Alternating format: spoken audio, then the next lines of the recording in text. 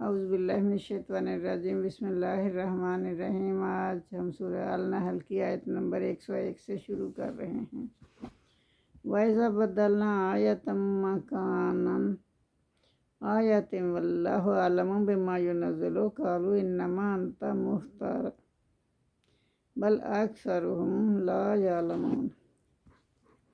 اس میں اللہ تعالیٰ فرما رہے ہیں کہ اگر کوئی کسی آیت کو ہم بدل کر اس کی جگہ دوسری آیت لے جائیں، بدل دیں کوئی آیت اور اس کی جگہ کوئی دوسری آیت لے آئیں، تو اللہ تو جانتا ہے جو نازل فرماتا ہے وہ تو کافر کہتے ہیں کہ محمد صلی اللہ علیہ وسلم اپنی طرف سے بنا لائے ہیں، نعوذ باللہ۔ صورت اگر بدلتے ہیں تو وہ کہتے ہیں کہ یہ اپنی طرف سے بنا کر لے آئے ہیں، اور حقیقت میں ان میں سے اکثر نادان ہیں۔ تو آیت نمبر 101 ہے، یہ مکی دور کی آیت ہے۔ ایک آیت کی جگہ دوسری آیت نازل کرنے سے مراد یہ ہے کہ قرآن نے ایک مضمون کو سمجھانے کے لیے مختلف مقامات پر کبھی ایک مثال سے سمجھایا، کبھی دوسری مثال سے سمجھایا، یا کبھی ایک ہی واقعہ جو بار بار آیا ہر مرتبہ کبھی اس کا ایک پہلو بیان کیا اور کبھی دوسرا پہلو پیش کیا۔ ایک ہی بات کو کبھی ایک دلیل سے کبھی دوسری دلیل سے واضح فرمایا، تو کبھی اس کو اجمالی طور پر اور کبھی تفصیل سے بیان کر دیا۔ یہی وجہ تھی کہ کفار مکہ کہتے تھے کہ محمد صلی اللہ علیہ وآلہ وسلم قرآن خود تصنیف کرتے ہیں، نعوذ باللہ۔ تو اللہ تعالیٰ فرما رہے ہیں اب آگے آیت نمبر 102 میں، قُلْ نَزَّلَهُ رُوحُ الْقُدُسِ مِن رَبِّكَ بِالْحَقِّ لِيُثَبِّتَ الَّذِينَ آمَنُوا وَهُدًى وَبُشْرًى لِلْمُسْلِمِينَ۔ کیا فرما رہے ہیں؟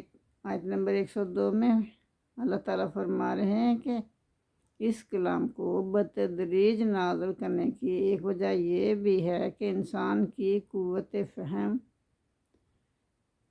اور ادراک میں نقص ہے، وہ ایک دفعہ جملہ باتوں کو سمجھنے سے قاصر ہے، اس کو بار بار سمجھانا پڑتا ہے۔ لہٰذا اللہ تعالیٰ کی حکمت بالغہ اس بات کی متقاضی ہے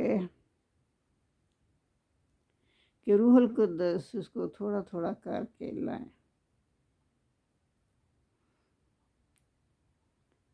کبھی مجمل اور کبھی مفصل، کبھی مجمل اور کبھی مفصل حالات میں اسے پیش کریں۔ ایک بات بار بار مختلف طریقوں سے مختلف استعداد رکھنے والوں کو ذہن نشین کرائی جائے۔ کسی کی استعداد کم ہوتی ہے، کسی کی زیادہ ہوتا ہے، کوئی جلدی سمجھ جاتا ہے، کوئی نہیں جلدی سمجھتا، تو اسی لیے اللہ تعالیٰ نے ایسے رکھا۔ دوسری مصلحت یہ ہے کہ ایمان لانے والوں کے لیے زندگی کے عملی مسائل میں آسانیاں پیدا ہو جائیں۔ تیسری مصلحت یہ ہے کہ دعوت حق قبول کرنے والوں کی راہ میں مشکلات اور مخالفتوں سے جو رکاوٹیں پیش آ رہی ہیں، ان کی بشارتوں سے ہمت بڑھائی جائے تاکہ وہ ہر حال میں پر امید رہیں اور دل شکستہ نہ ہوں۔ تو یہاں محمد صلی اللہ علیہ وسلم سے یہی بات اللہ تعالیٰ فرما رہے ہیں، قُلْ آپ کہہ دیجئے نزلہ کہ اسے تو اتارا ہے روح القدس سے، روح جبریل علیہ السلام کی طرف سے، من ربک تیرے رب کی طرف سے۔ اللہ تعالیٰ نے یعنی اتارا ہے روح القدس کے ذریعے سے حق کے ساتھ، یثبت الذین آمنوا تاکہ ان کے قدم مضبوط رہیں جو کہ ایمان لائے، اور ان کے لیے ہدایت اور ہدی و بشریٰ للمسلمین، یہ قرآن جو ہے وہ ہدایت ہے مسلمانوں کے لیے اور خوشخبری بھی ہے مسلمانوں کے لیے۔ وَلَقَدْ نَعْلَمُ أَنَّهُمْ يَقُولُونَ إِنَّمَا يُعَلِّمُهُ بَشَرٌ، تو بے شک ہم جانتے ہیں، وَلَقَدْ نَعْلَمُ، بے شک اللہ تعالیٰ فرما رہے ہیں کہ ہم جانتے ہیں، انہم کہ وہ یقولون کہتے ہیں، انما یعلمہ بشر کہ اسے سکھاتا ہے ایک شخص، یعنی محمد صلی اللہ علیہ وسلم کو ایک شخص سکھاتا ہے۔ اللہ تعالیٰ فرما رہے ہیں کہ ہمیں معلوم ہے کہ یہ ایسے کہتے ہیں۔ لسان الذی یلحدون الیہ اعجمی وہذا لسان عربی مبین۔ تو وہ کس کی طرف نسبت کرتے ہیں؟ وہ کہتے ہیں کہ یہ تو عجمی ہے اور یہ زبان عربی ہے۔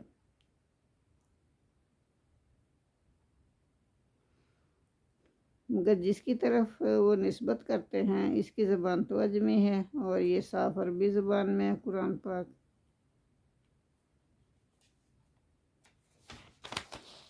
ان الذین لا یؤمنون بآیات اللہ، بے شک جو لوگ اللہ تعالیٰ کی آیات پر ایمان نہیں لاتے، لا یہدیہم اللہ ولہم عذاب علیم، اللہ ان کو ہدایت نہیں دے گا اور ان کے لیے سخت عذاب ہوگا۔ انما یفتر الکاذب الذین لا یؤمنون بآیات اللہ، بات یہ ہے کہ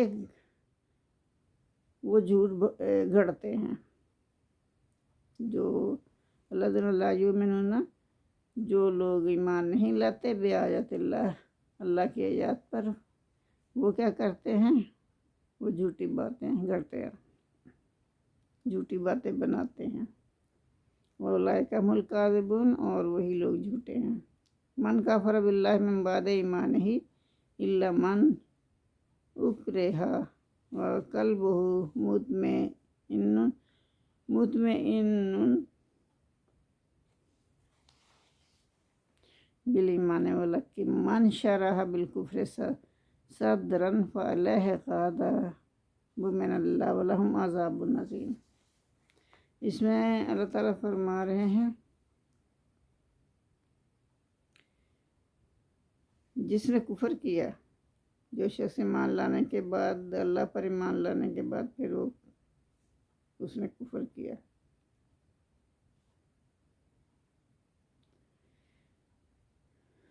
الا من اکرہ، مگر جو زبردستی مجبور کیا جائے کفر پر، تو وہ اس کا دل مطمئن ہو، وقلبہ مطمئن بالایمان، اور اس کا دل مطمئن ہو کس پر؟ ایمان پر۔ لیکن وہ جس شخص کے لیے من شرح بالکفر، جو کھول دے کفر کے لیے، جو کھول دے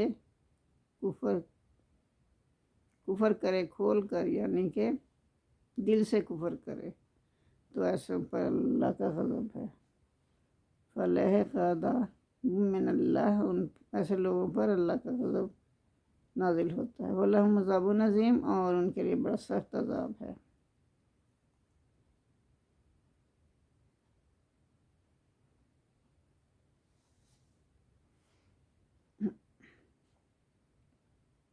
ذَلِكَ بِأَنَّهُمْ اسْتَحَبُّوا الْحَيَاةَ الدُّنْيَا عَلَى الْآخِرَةِ وَأَنَّ اللَّهَ لَا يَهْدِي الْقَوْمَ الْكَافِرِينَ۔ تو اس آیت مبارکہ میں اللہ تعالیٰ فرما رہے ہیں یہ اس لیے کہ انہوں نے پسند کیا دنیا کی زندگی کو آخرت کے مقابلے میں، اور اللہ نہیں ہدایت دیتا جو لوگ کافر ہیں ان کو۔ یہاں کافروں کے متعلق فرمایا جا رہا ہے کہ کافر لوگ جو ہیں وہ آخرت پر ایمان نہیں رکھتے، اور انہوں نے پسند کر لیا دنیا کو آخرت کی بجائے۔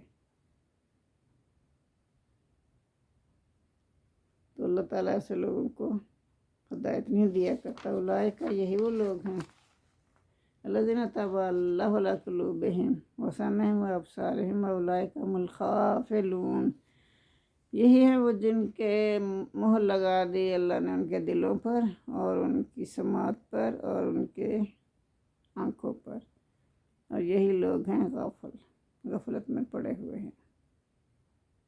کون لوگ ہیں یہ؟ جو نہیں اللہ کی یاد کو مانتے، نہیں اللہ پر ایمان لاتے، انہوں نے دنیا خرید لی آخرت کے بدلے، دنیا کو پسند کرتے ہیں وہ آخرت کے بدلے۔ تو ان لوگوں کے دلوں پر، سماعت پر، ان کی آنکھوں پر اللہ نے مہر لگا دی، تو یہ لوگ غفلت میں پڑے ہوئے ہیں۔ لا جرم انہم فی الآخرۃ هم الخاسرون، تو اس میں کوئی شک نہیں کہ وہ آخرت میں خسارہ اٹھانے والوں میں سے ہوں گے۔ ثم ان ربک للذین ہاجروا من بعد ما فتنوا ثم جاہدوا وصبروا ان ربک من بعدها لغفور رحیم۔ اس آیت مبارکہ میں اللہ تعالیٰ فرما رہے ہیں پھر ان ربک، بے شک آپ کا رب، للذین ہاجروا، ان لوگوں کو جنہوں نے ہجرت کی، من بعد، اس کے بعد، اور جو انہیں اذیتیں دی گئی نا ایمان لانے کی سزا میں، انہوں نے کافروں نے مسلمانوں کو اذیتیں دی، اور پھر انہوں نے جہاد کیا، مسلمانوں نے جہاد کیا اور صبر کیا، وصبروا، اور صبر کیا، تو ان ربک کا من بعد ہے، اس کے بعد اللہ تعالیٰ، ان کا رب، اس کے بعد لا غفور الرحیم، اللہ تعالیٰ بخشنے والا ہے اور نہایت مہربان ہے۔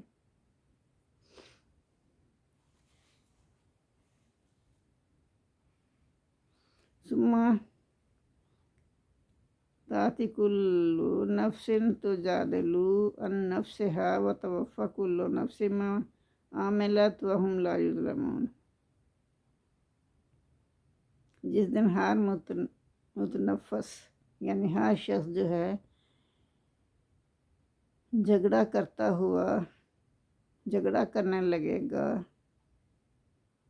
ان نفسها، اپنی جان کی طرف سے، وفا، اور پورا دیا جائے گا، کل نفس، ہر شخص کو، ما عمل، جو اس نے بھی عمل کیا دنیا میں، اس کا پورا بدلہ اللہ تعالیٰ اسے دے گا، وہم لا یظلمون، اور ان پر کوئی ظلم نہیں کیا جائے گا۔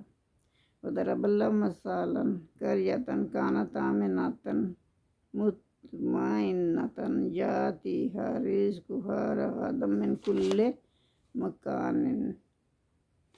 تو یہاں کیا اللہ فرما رہے ہیں کہ اللہ تعالیٰ مثال بیان کرتے ہیں ایک بستی کی۔ کون سی بستی تھی وہ؟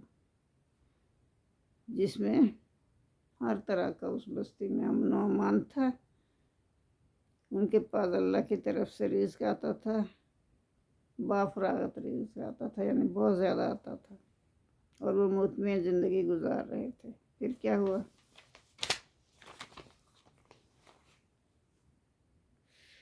پاس اس نے ناشکری کی، اتنے اللہ تعالیٰ نے مطمئن زندگی ان کو دی، تو انہوں نے اللہ کا شکر ہی ادا نہیں کیا، انہوں نے ناشکری کی، بے ان اللہ،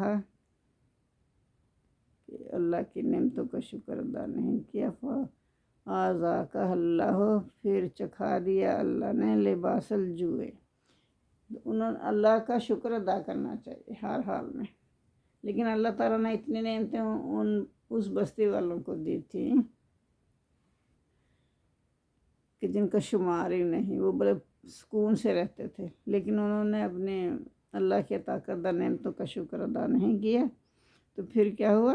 پھر اللہ نے انہیں بھوک دے دی، خوف دے دیا،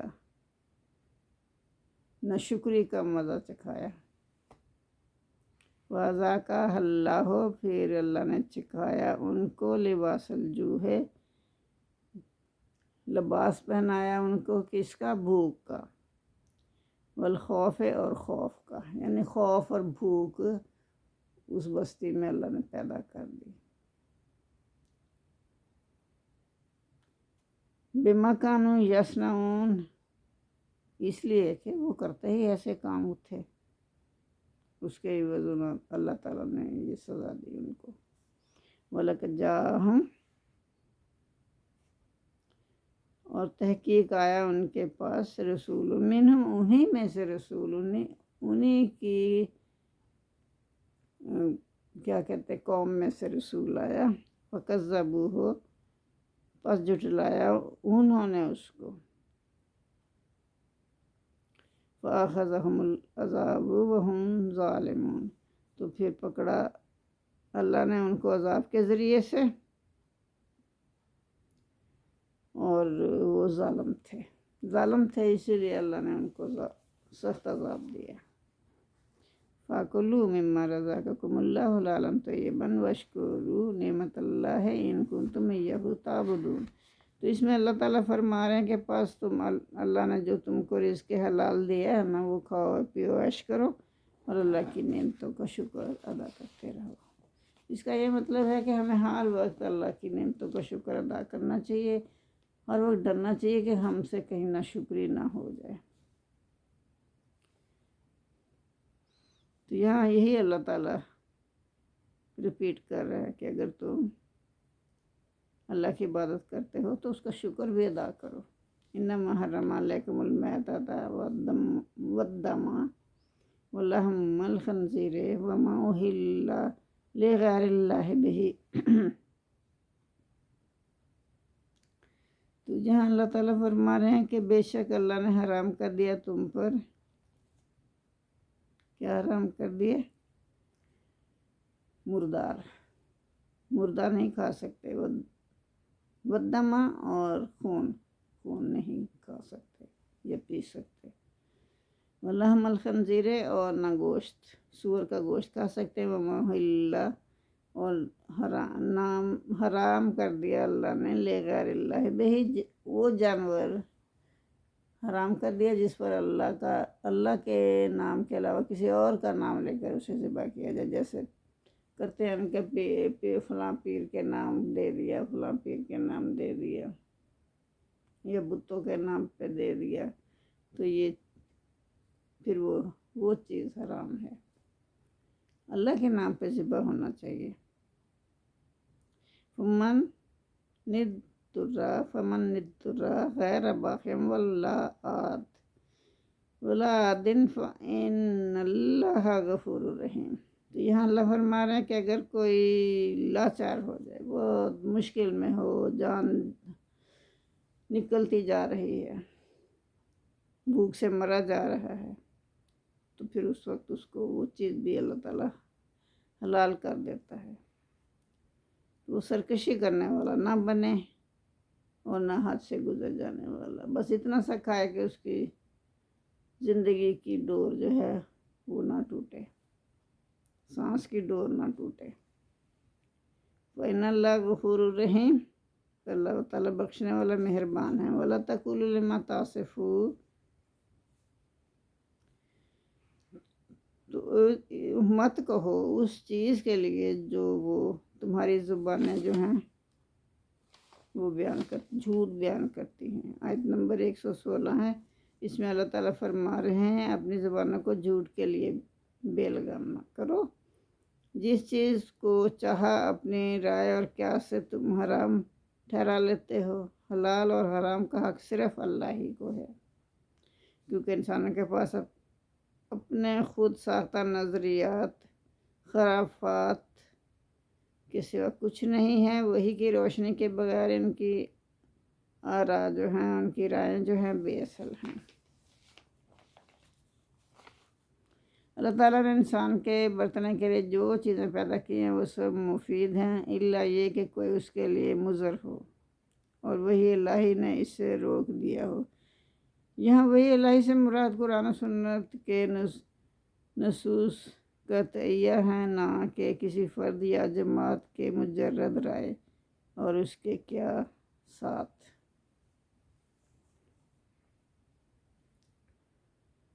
تو اپنی زبانیں جو ہے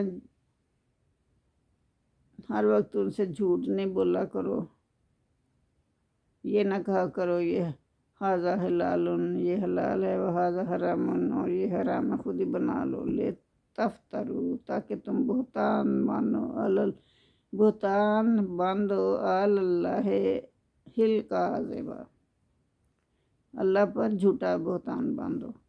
ان الذین یفترون، بے شک جو لوگ بہتان باندھتے ہیں نا، اللہ پر بہتان باندھتے ہیں، جھوٹ بہتان باندھتے ہیں، لا یفلحون تو وہ فلاح نہیں پائیں گے۔ متاعن قلیل، تھوڑا سا اس میں فائدہ ہے لوگوں کے لیے جھوٹ کا، وَلَهُمْ عَذَابٌ علیم، لیکن اس کے بدلے میں کیا ہے؟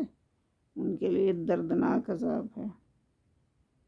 وَلَلَّذِينَ هَادُوا حَرَّمْنَا مَا قَصَّصْنَا عَلَيْكَ مِن قبل، اور ان لوگوں پر جو یہودی ہوئے، یعنی جو یہودی ہیں نا، ان کے متعلق اللہ تعالیٰ فرما رہے ہیں حرمنا، ہم نے حرام کیا، ما قصصنا، جو ہم بیان کر چکے ہیں، ہم نے وہ چیزیں ان پر حرام کر دی۔ ما قصصنا، جو بیان کر چکے ہیں ہم محمد صلی اللہ علیہ وسلم پر۔ محمد صلی اللہ علیہ وسلم سے اللہ فرما رہے ہیں کہ جو یہودی ہیں نا، ان پر ہم نے وہ چیزیں حرام کر دی جو ہم آپ کو بتا چکے ہیں، ٹھیک ہے؟ من قبل، اس سے پہلے ہی ہم آپ کو بتا چکے ہیں وہ چیزیں ہم نے حرام کی تھی یہودیوں پر۔ وما ظلمناہم، اور ہم نے ان پر ظلم نہیں کیا تھا، لیکن کانوا انفسہم یظلمون، لیکن وہ خود ہی اپنی جانوں پر ظلم کرنے والے تھے۔ ثم ان ربک للذین عملوا السوء بجہالۃ ثم تابوا من بعد ذلک واصلحوا ان ربک من بعدھا لغفور رحیم۔ اس میں اللہ تعالیٰ کیا فرما رہے ہیں؟ اللہ تعالیٰ فرما رہے ہیں کہ وہ لوگ جنہوں نے برے عمل کیے، برے کام کیے،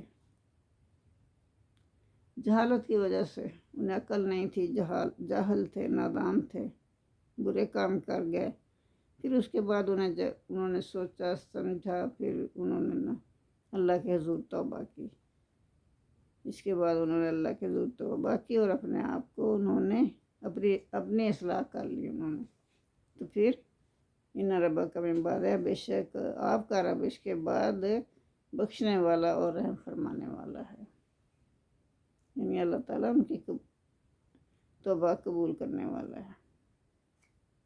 ان ابراہیم کانا، بے شک ابراہیم علیہ السلام جو تھے، ان کے متعلق اب یہ بتایا جا رہا ہے ابراہیم علیہ السلام کے متعلق کہ ابراہیم جو تھے،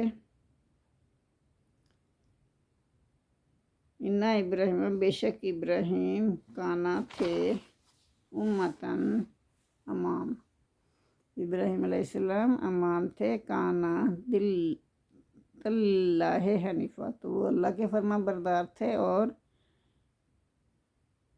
اللہ ہی کی طرف یکسو ہو کر اللہ ہی کی عبادت کرنے والے تھے۔ ولم یکو من المشرکین، اور وہ مشرکین میں سے نہیں تھے۔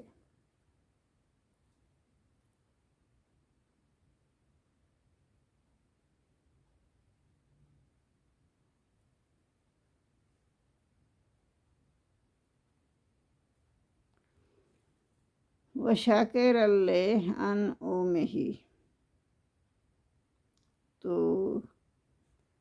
اتبعہ وہدہ الی صراط مستقیم، یہاں اللہ تعالیٰ نے فرمایا ہے کہ یہ حضرت ابراہیم علیہ السلام کے بارے میں کہ وہ اللہ کی نعمتوں کا شکر کرنے والے تھے، اللہ کی نعمتوں کے شکر گزار تھے، اللہ نے ان کو برگزیدہ کیا اور انہیں ہدایت دی، الی صراط مستقیم، سیدھے راستے پر انہیں چلایا۔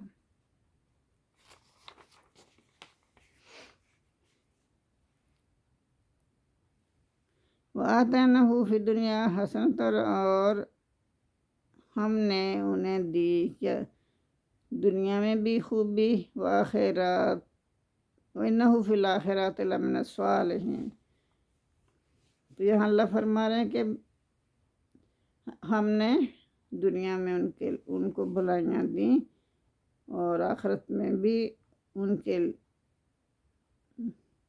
وہ نیک لوگوں میں سے ہوں گے۔ وَإِنَّهُ، اور بے شک وہ، فی الآخرات، آخرت میں بھی، لمن الصالحین، نیکوکاروں میں سے ہوں گے۔ ثم اوحینا الیک ان اتبع ملۃ ابراہیم حنیفا، تو پھر یہاں اللہ تعالیٰ فرما رہے ہیں کہ ہم نے وہی بھیجی آپ کی طرف کہ آپ پیروی کریں کس کی؟ دین ابراہیمی کی۔ وَمَا كَانَ مِنَ الْمُشْرِكِينَ، وہ مشرکوں میں سے نہ تھا۔ انما جعل السبت علی الذین اختلفوا فیہ، بات یہ ہے کہ ہفتہ کا دن اللہ نے مقرر کیا ان پر، اس وجہ سے کہ وہ اختلاف کیا انہوں نے۔ ان ربک لا یحکم بینہم، بے شک اللہ تعالیٰ فیصلہ کرے گا ان کے درمیان یوم القیامت، قیامت کے دن، فیما کانوا فیہ یختلفون، جس میں کہ وہ اختلاف کرتے تھے۔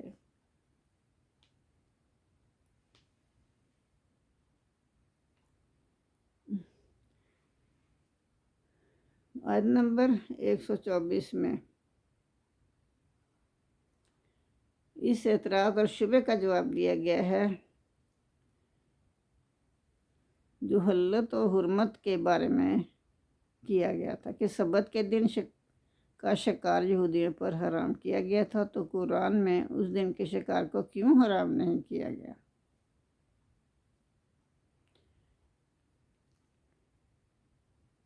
فرمایا یہودیوں کو اس سے جو روکا گیا تھا اس لیے نہیں تھا کہ سبت کے دن حلال جانور شکار کیا جائے تو حرام ہو جاتا ہے، بلکہ یہ ان کے اختلافات، عدم اطاعت، وہ اطاعت نہیں کرتے تھے اور بغاوت کی سزا کے طور پر یہ کیا تھا اللہ تعالیٰ نے۔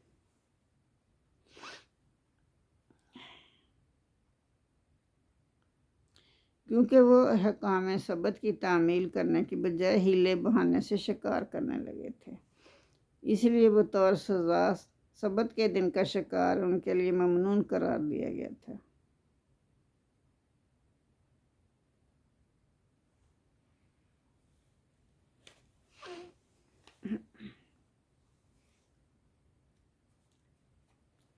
ادعو الی سبیل، تو یہاں اللہ تعالیٰ فرما رہے ہیں اے پیغمبر، یعنی محمد صلی اللہ علیہ وسلم سے مخاطب ہے اللہ تعالیٰ، ادعو الی سبیل، اے پیغمبر لوگوں کو بلاؤ راستے کی طرف، رب کا، اپنے رب کے راستے کی طرف، بالحکمت، حکمت کے ساتھ، والموعظات، اور نصیحت کے ساتھ، الحسنات، جو اچھی ہو، اچھی نصیحت کے ساتھ لوگوں کو اپنے رب کے راستے کی طرف بلاؤ، اور نصیحت کے ساتھ بلاؤ، وجادلہم، اور مناظرہ کرو ان سے، باللتی ہی احسن، اس طریقے سے جو کہ اچھا طریقہ ہو، یہ نہیں کہ لڑنے جھگڑنے پہ اتر آؤ۔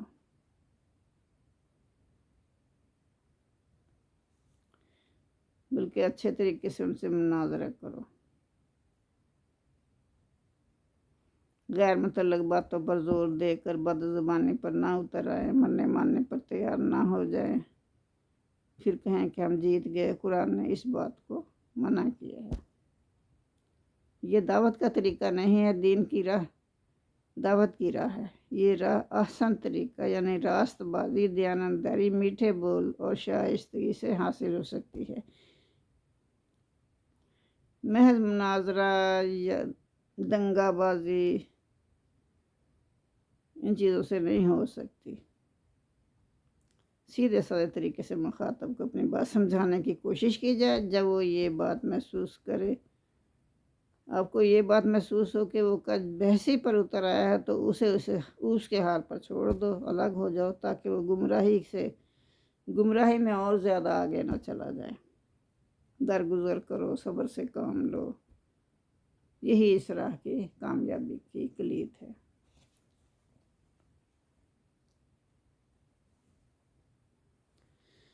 اور اللہ تعالیٰ خوب واقف ہے ہدایت پانے والوں سے۔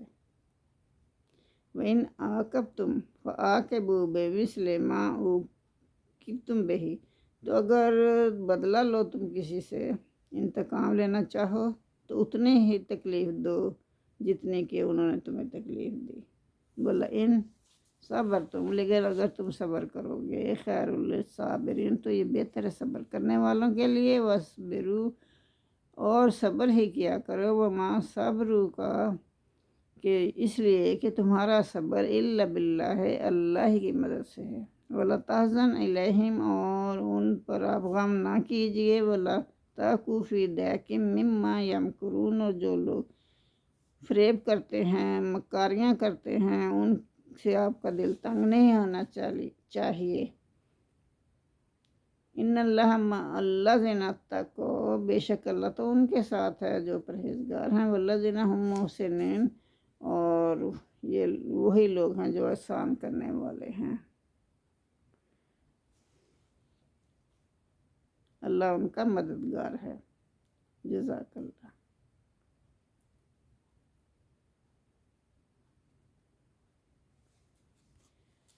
अल्लाहुम्मा सल्ली अला मुहम्मद व अला आलि मुहम्मद कमा सल्लैता अला इब्राहीम व अला आलि इब्राहीम इन्नका हमीदुम मजीद। अल्लाहुम्मा बारिक अला मुहम्मद व अला आलि मुहम्मद कमा बारकता अला इब्राहीम व अला आलि इब्राहीम इन्नका हमीदुम मजीद। जज़ाकल्लाह। आज सूरह अल नहल पूरी हो गई, तो कल हम आगे इंशाल्लाह अगली सूरत शुरू करेंगे। जज़ाकल्लाह। रब्बना आतिना फिद्दुनिया हसनतम व फिल आखिरति हसनतम व क़िना अज़ाबन्नार।